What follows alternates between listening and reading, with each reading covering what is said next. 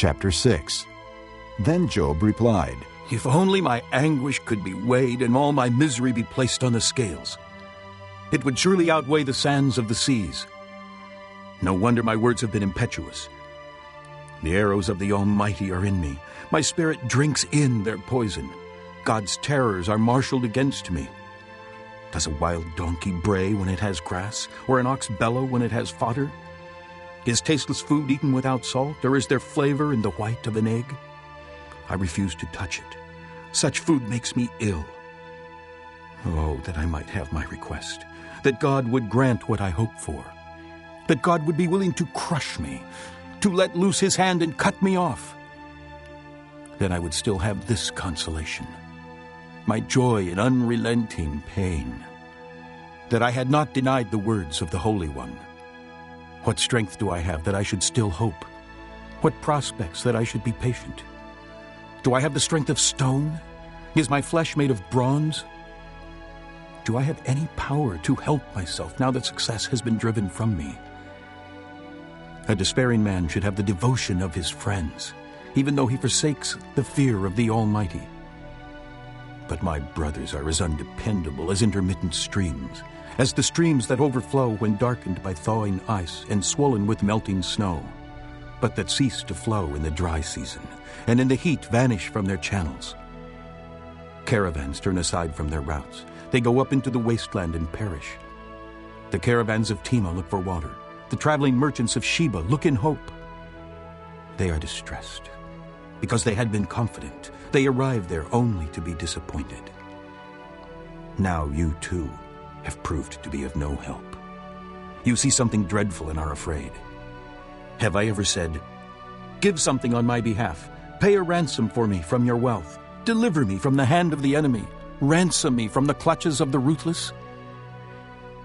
Teach me and I will be quiet. Show me where I have been wrong. How painful are honest words. But what do your arguments prove? Do you mean to correct what I say and treat the words of a despairing man as wind? You would even cast lots for the fatherless and barter away your friend.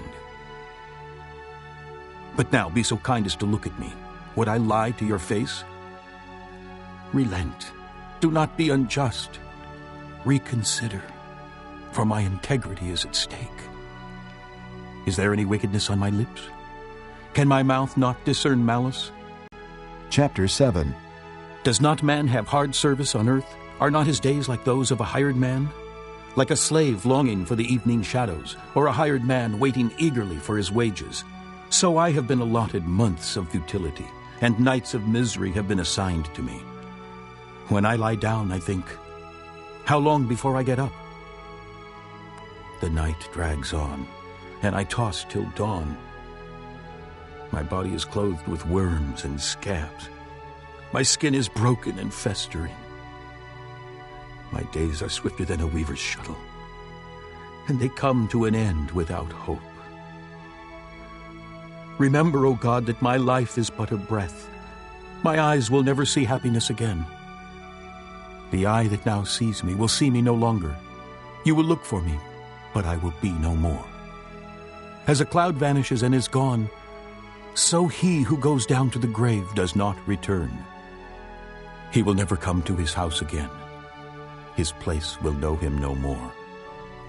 Therefore I will not keep silent.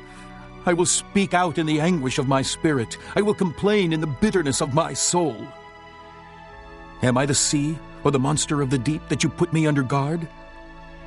When I think my bed will comfort me and my couch will ease my complaint, even then you frighten me with dreams and terrify me with visions, so that I prefer strangling and death rather than this body of mine. I despise my life. I would not live forever. Let me alone. My days have no meaning. What is man that you make so much of him, that you give him so much attention, that you examine him every morning and test him every moment? Will you never look away from me, or let me alone even for an instant? If I have sinned, what have I done to you, O watcher of men? Why have you made me your target? Have I become a burden to you? Why do you not pardon my offenses and forgive my sins? For I will soon lie down in the dust. You will search for me, but I will be no more. Chapter 8. Then Bildad the Shuhite replied, How long will you say such things? Your words are a blustering wind. Does God pervert justice? Does the Almighty pervert what is right? When your children sinned against him, he gave them over to the penalty of their sin. But if you will look to God and plead with the Almighty, if you are pure and upright, even now he will rouse himself on your behalf and restore you to your rightful place.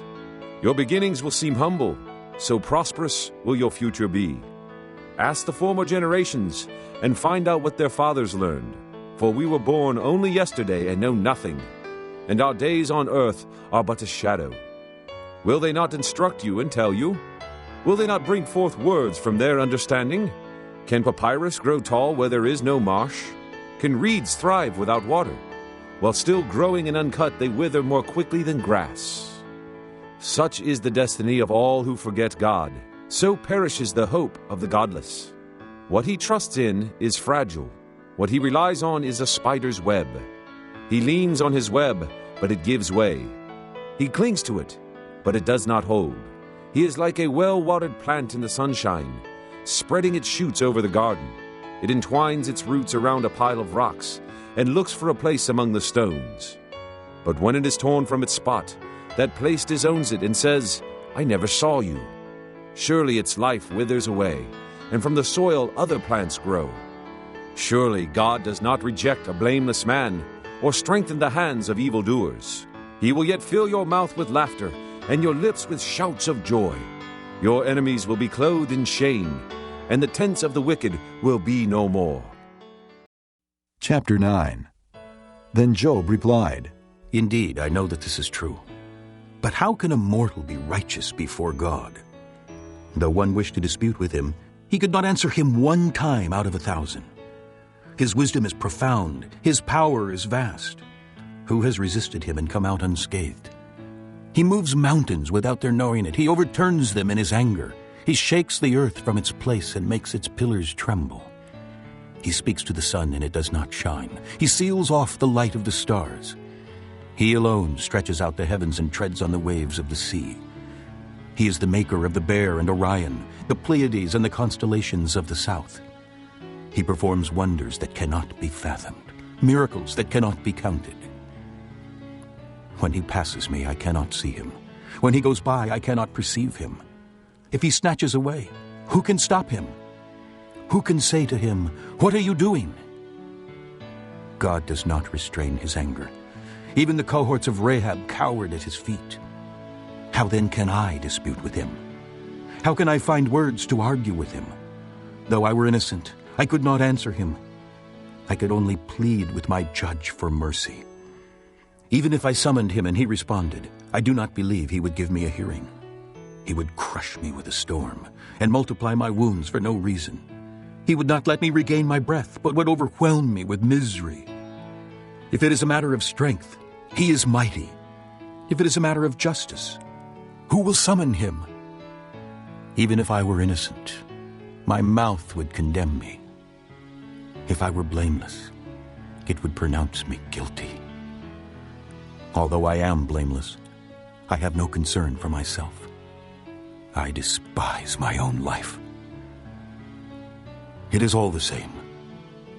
That is why I say, he destroys both the blameless and the wicked. When a scourge brings sudden death, he mocks the despair of the innocent. When a land falls into the hands of the wicked, he blindfolds its judges. If it is not he, then who is it? My days are swifter than a runner. They fly away without a glimpse of joy. They skim past like boats of papyrus, like eagles swooping down on their prey.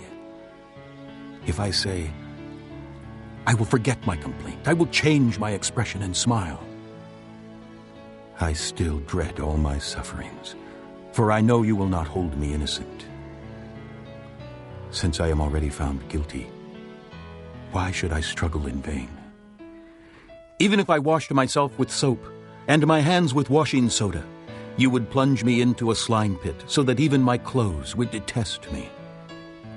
He is not a man like me that I might answer him, that we might confront each other in court. If only there were someone to arbitrate between us, to lay his hand upon us both. Someone to remove God's rod from me, so that his terror would frighten me no more. Then I would speak up without fear of him. But as it now stands with me, I cannot. Chapter 10. I loathe my very life. Therefore I will give free rein to my complaint, and speak out in the bitterness of my soul. I will say to God, do not condemn me, but tell me what charges you have against me. Does it please you to oppress me, to spurn the work of your hands while you smile on the schemes of the wicked? Do you have eyes of flesh? Do you see as a mortal sees? Are your days like those of a mortal, or your years like those of a man, that you must search out my faults and probe after my sin? Though you know that I am not guilty, and that no one can rescue me from your hand. Your hands shaped me and made me. Will you now turn and destroy me? Remember that you molded me like clay. Will you now turn me to dust again? Did you not pour me out like milk and curdle me like cheese? Clothe me with skin and flesh and knit me together with bones and sinews. You gave me life and showed me kindness, and in your providence watched over my spirit. But this is what you concealed in your heart, and I know that this was in your mind. If I sinned, you would be watching me and would not let my offense go unpunished. If I am guilty, woe to me.